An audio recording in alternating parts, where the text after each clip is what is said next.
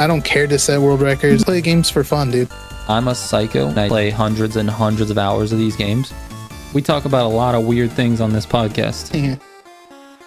Random Dude, I come to the conclusion that I'm not caring for direct mode, says Random Dude. Yeah, this, actually, we can get into it. So before we started here, I was telling you guys, I want to talk about the comments. Now, not on my channel, because I have not made a direct mode video yet, but it is coming. But there's been some direct mode videos out there by the you know, the YouTubers and the internets. And I am reading the comments, and it makes me, I don't know, I literally yelled out loud explaining this to Stacy earlier, but people, the vast majority of the comments, like some of them are like pretty reasonable and like, you know, coming at it from a level-headed place, as some comments are, but the vast majority of the comments are something to the effect of direct mode isn't for me. It's too hard, it's too twitchy, it's too hard, it's too fast, it's too sensitive. Like I'm not gonna try to learn that. The vast majority. And these comments are on don't get me started. Sorry. The vast majority of these comments are like that, and they're on videos that are meant for obviously a wider audience, not necessarily the top, you know, racers out there. So these are not people who are extremely skilled players. They may not be bad players either, but who knows at this point? They're just YouTube comments. But the tone of them is what I'm getting at. Dude, this is for them. We've been telling you this. We have been saying this. Direct mode is difficult. It is not a cheat mode. It's not cheats. It's not automatic steering. It's not faster. We have been saying this for so long, for months. This is the worst. The argument we've been having for 2 months within this community is the worst, bro. I cannot stand it. I'm so frustrated that people are finally realizing that we've been saying this. It's difficult. It's not something that every player is using in the top 10,000, and it's not the reason you're not getting platinum, and it's for sure not the reason you're going to get platinum now. Please, everyone, listen. It's hard. It's very difficult to use, and it takes a very skilled individual to use it. There. That was my rant. Thank you, Mike. We needed that. We needed that. Now that I woke up my son yelling. I was getting bronze and I turned on direct mode and I got platinum. I don't know what you're talking dude. about. Good. Saved like 20 seconds, dude. It's something. It's just it frustrates me because I'm a very level person. I try to present the information that I have in a very objective, level-headed way, as most facts as possible. And that's what I did with my wheel mode video. And I got a lot of hate. And then, I mean, I just really didn't touch the subject too much after that. Like we did on podcasts and stuff, but not in terms of videos. And I'm just like, guys, we've been telling you this for a long time, dude. We've been, since the whole like cheater argument has been happening. It's not even about that, dude. It's not cheating. It's not about cheating or not cheating. It's the fact that they're at the very, very top of the game. The very highest, the best players in the game. Those players, there's a big difference between someone with a wheel and someone with a controller. And that was the whole problem. It had nothing to do with all this BS that the whole community blew up. Now that I got that out of my system. Deep breath. Yeah. I'm just gonna add on to it though. Okay. Like even if you, like someone like me, my skill level, if I started using direct mode and got used to it and, you know, got a hang of it or whatever, I'm still not gonna be as fast as these people that have been using wheel mode before. Like, no. Their skill level is that high. It's there. Like, sure, you can use it and you might be faster than you were previously, you know, after a while of using it. Yeah. But it's not like you're going to be competing with all these guys that are top of every leaderboard and everything. Yeah. still a skill gap. There is a huge skill gap. And now that it's officially in the game and endorsed obviously by IVT, like they had no issue with it the entire time. Like they really didn't. And they probably wouldn't have done anything. And this is what I was going to say right before you piled on to those people. is that as much as the argument frustrated me, and the fact that all these people had a problem with it, and people like, you know, well, Simji, you weren't using wheel mode, but people were calling, you know, other competitive racers who were cheaters and all this stuff, and all of that was unnecessary, I feel like. But the fact that it was such a huge community argument is the reason why IVT did something. I'm just so glad that they did the right thing, which is to bring wheel and controller closer. That's ultimately what happened here. But now it's going to be harder. The skill gap is wider now, because most people can't use direct mode. It's officially in the game. So a lot of players who may be of higher skill, who can take advantage of it on PlayStation, on Xbox, who weren't using wheel mode because they couldn't, or they weren't on a wheel because they couldn't, now they have direct mode. So now the summits are going to be even harder.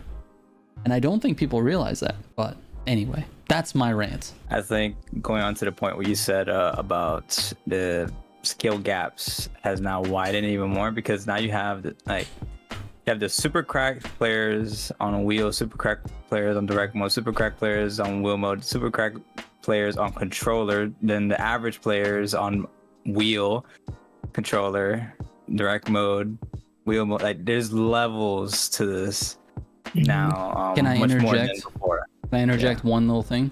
There's players like me and like Steven. We're at like a weird level. We're above average. We're better than most. We win a fair number of grand races. But now I'm faster.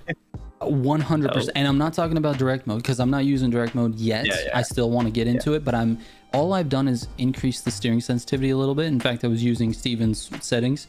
Increase the steering sensitivity, increase the wheel lock, and I'm much faster. Like I can control the car way better. There are people like me that are the skill gap got bigger between me and the people below me as well. But they have access to those settings too. I'm just saying, like people, we all wanted something to happen, right? And now it happened, and now the skill gaps are bigger. And it's gonna be, I don't know.